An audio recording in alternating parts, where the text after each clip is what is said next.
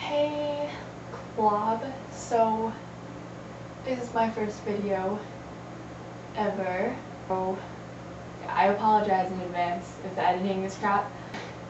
Welcome to lesson 1 of Angelology, Fact, Fiction, and Supernatural.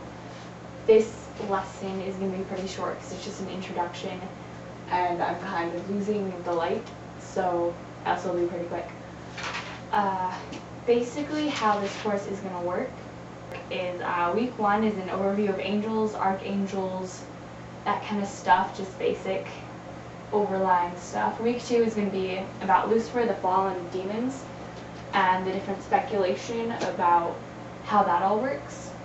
Week 3 is on Revelations and the battle that's coming between Lucifer and Michael. Week 4 is going to be miscellaneous. I'm going to go over some of the different angels in Supernatural, for example, Castiel, Uriel, and what they actually are in the Catholic and Christian religions. Week 5 is going to be an overview of mythology of Supernatural, how the angels are portrayed there, especially Lucifer. And then I'm also going to talk about how Cass becomes God and whether or not Chuck might be God. Week 6 is going to be about other series, such as The Fallen, that book. Also, Good Omens, which I'm doing an entirely different video series on, called The Study and Practical Application of Good Omens, the Mortal Instrument series. So, that's that.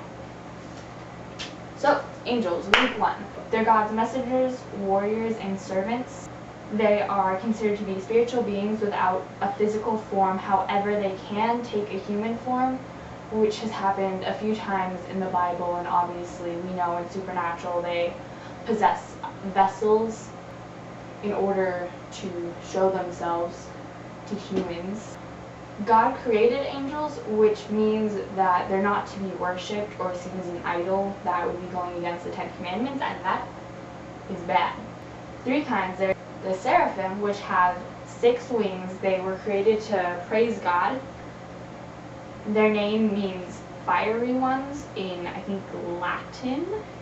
Singular form of the name is seraph.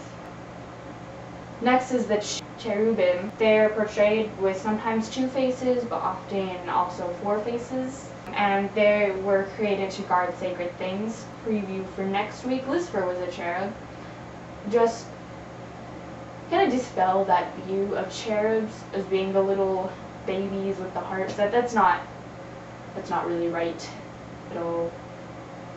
Fun fact, Aziraphale in the Good Omens series was a cherub who was guarding Garden of Eden back in the day. Okay. Lastly, but certainly not least, is the Archangel, which I'm sure we're all familiar with. The only ones mentioned by name in the Bible are Michael and Gabriel, though altogether I believe there are believed to be 7 archangels. Michael is the warrior and Gabriel is the messenger.